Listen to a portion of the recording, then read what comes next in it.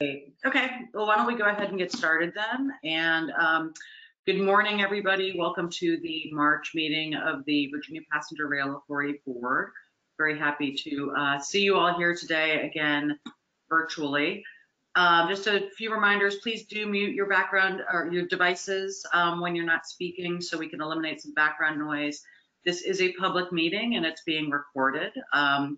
And it will be available on the DRPT YouTube channel tomorrow.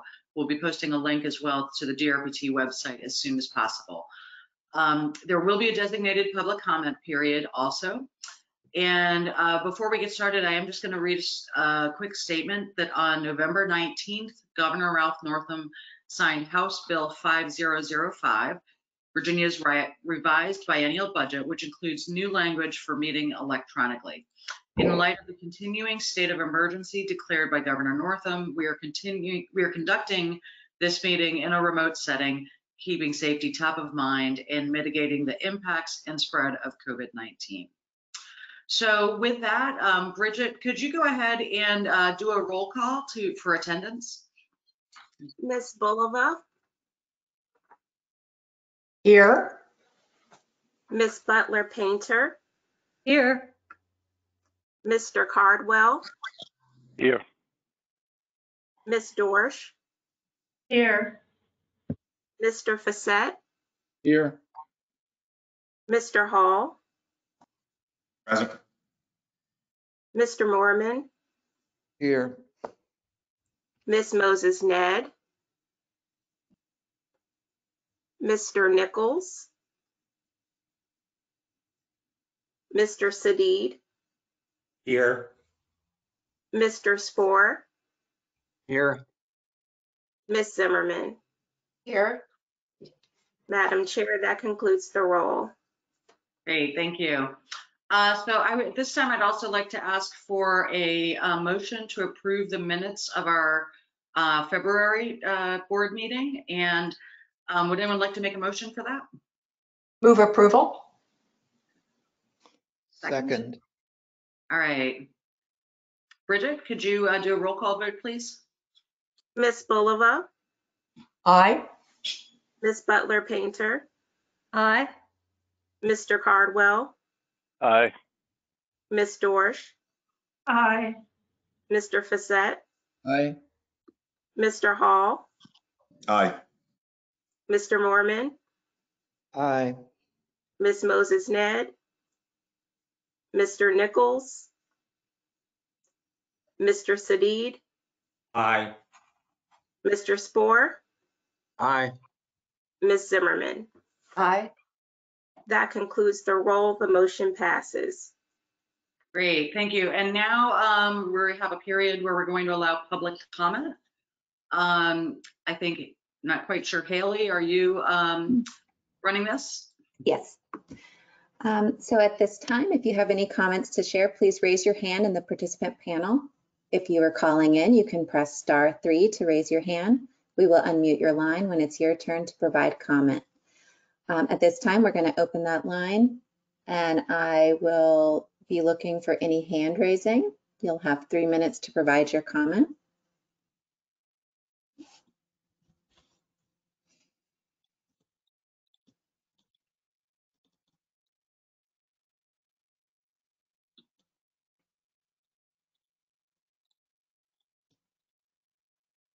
All right. Oh. Ian Ollis has his hand raised. You have 3 minutes to provide your comment. Ian, you can unmute your line.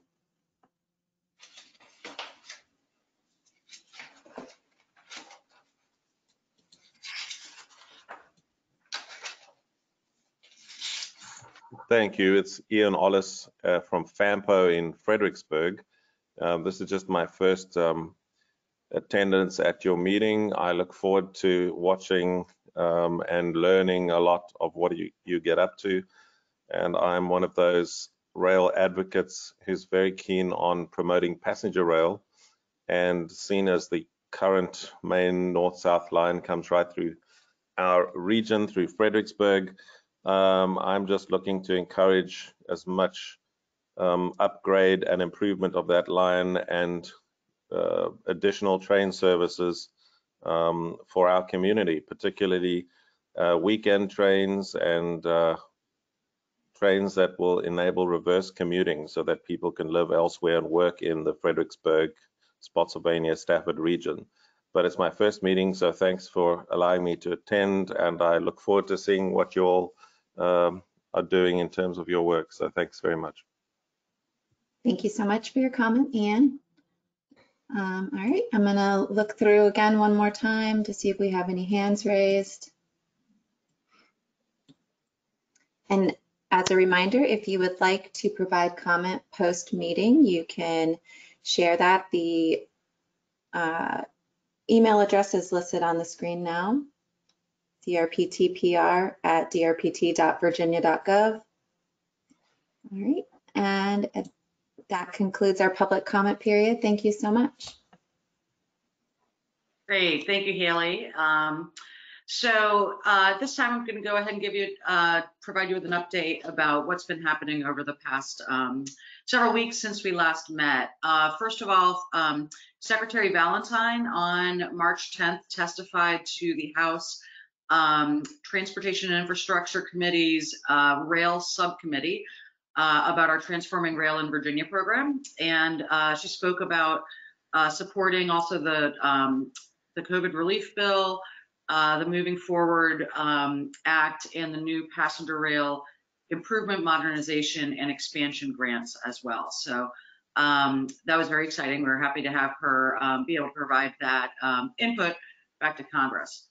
An update from the General Assembly. I think the last time we met, we were still just finishing up the session. The budget conference report did provide some one-time funding for a number of transportation programs, but including rail. So we were very pleased that the General Assembly supported a number of our initiatives, and that included $83.5 million for our Western Rail Initiative, which will extend passenger rail to Roanoke, or from Roanoke to the New River Valley, and also a second frequency to Roanoke. In addition to that, there was another $83.5 million for improving commuter rail service on the VRE Manassas line. This is work that we've been doing to help accommodate the additional VRE service on the Manassas line that we also received slots from with our CSX agreement too. As part of that, the budget did also direct the Secretary to conduct a cost assessment of extending passenger rail to Bristol, and also to do a what's called an RTC model, which is a model it's a modeling exercise, operations modeling that'll be done by Norfolk Southern, related to potentially providing service to Bedford, Virginia also.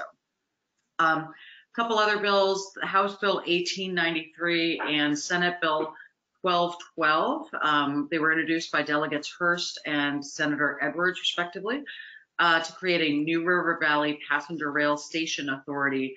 Both passed. They're on their way to the governor for signature. Those bills will establish it's a local authority that will be able to provide a conduit for potential funding for a station in the New River Valley, again, part of our Western Rail Initiative. So our VPRA website is, or now our Transforming Rail in Virginia website is now live. We expect, actually it's our interim website is up, but we expect the full website to be up by April 1st. So we'll certainly share that information with you as soon as we have it. We also did do a Rail Industry Day with VRE on February 24th. And that was really to inform both the community, but also our rail industry contracting community about the work we're doing, various projects on transforming rail in Virginia, and potential bidding opportunities that will be coming up soon too. So a little bit more about the federal stimulus package that passed. I'm sure many of you have read about this already, but the newest coronavirus relief bill did provide $1.7 billion to Amtrak, and $175 million of that will be going to the states to help support our state-supported service. We expect We don't have the final numbers for Virginia yet, but we expect that it'll be about 12 to 13 million, which again will help offset revenue losses that we've seen during this pandemic, but also to be able to help support our state-supported services during this time.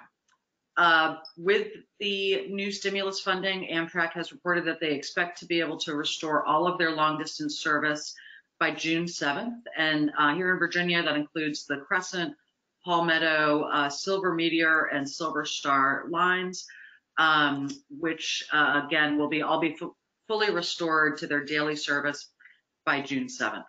Also, Amtrak expects to start reinstating the furloughed employees. They had to furlough about 1,250 employees, and they expect to start reinstating those employees this month as well, and hopefully completing all of that by March 29th. They are also looking to lift, right now they're still at 50% capacity restrictions. They are in plans right now to hopefully lift those capacity restrictions later this summer. So that'll be somewhat dictated by ridership demand and obviously public health and safety as well. So our ridership year over year in Virginia is still down about 68% from what it was this time last year. However, it is still improving. We're very happy to see that. Their Amtrak 7-day moving average for bookings continues to improve. Their system-wide bookings right now are at about a third of the bookings for the same week last year. Again, though, we're starting to see some improvement, and advanced bookings are starting to increase as well. So with that, that concludes my report. Does anybody have any questions for me? Okay. So with that, I'm actually now going to ask for a motion to go into closed session. And I think Vice Chairman Bulova, do you have something to read there? I do. I move that the board convene in a closed session pursuant to section 2.2-3711A1 of the Code of Virginia for the purpose of discussions related to prospective candidates and interviews pursuant to Virginia Code section 2.2-3711A6 for the purpose of discussing potential transactions where bargaining is involved and where the financial interest of the Commonwealth would be adversely affected if the discussion were made public at this time, and pursuant to Virginia Code 2.2-3711A8 for the purpose of consulting with legal counsel regarding provisions in the agreement requiring legal advice. Additionally, I move that staff and attorneys attend the closed session because their presence is deemed necessary and will aid the board in its coordination of this matter. So moved. Do we have a second for that? Second. Okay. Bridget, can you do a roll call vote, please? Ms. Bulova, Aye. Ms. Butler Painter, Aye. Mr. Cardwell, Aye. Ms. Dorsch, Aye. Mr. Facette, Aye. Mr. Hall, Aye. Mr. Mormon, Aye. Aye. Miss Moses Ned, Mr. Nichols, Mr. Sadid, Aye. Mr. Spohr, Aye. and Ms. Zimmerman. Aye. Sorry. Hit my mute button. All right, All right. that concludes the roll. Motion passes. Okay, so I believe you all should have received a separate meeting link, Zoom meeting link to go into closed session, and we'll see you over there in a few minutes. So, thank you.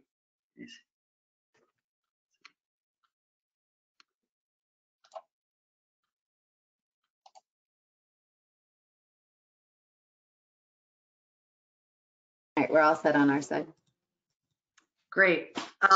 So thank you again to everybody, all the board members, that participated in the closed session. We are now coming out into open session, and I'm going to read the following statement. We are now going to take a roll call vote, and I ask that each member indicate their agreement with the following. To the best of my knowledge, during the closed meeting, the only matters heard, discussed, or considered were those matters lawfully exempted from the open meeting requirements under the Virginia Freedom of Information Act, and only those public business matters as were identified in the motion by which the closed meeting was convened. Bridget, would you please do a roll call vote? Sure. Ms. Bulova,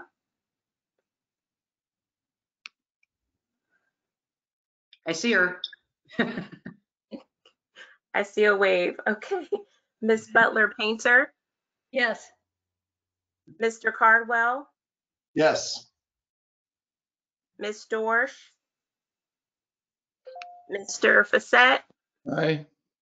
Mr. Hall,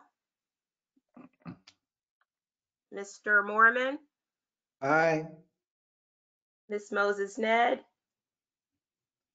Mr. Nichols, Mr. Sadid, Mr. Spohr, and Ms. Zimmerman. Aye. Okay, the ayes have it, motion passes. All right. Thank you again, everybody, and we'll be back in touch soon, and appreciate all of your participation today. So, thank you. Thanks. Bye. Thanks.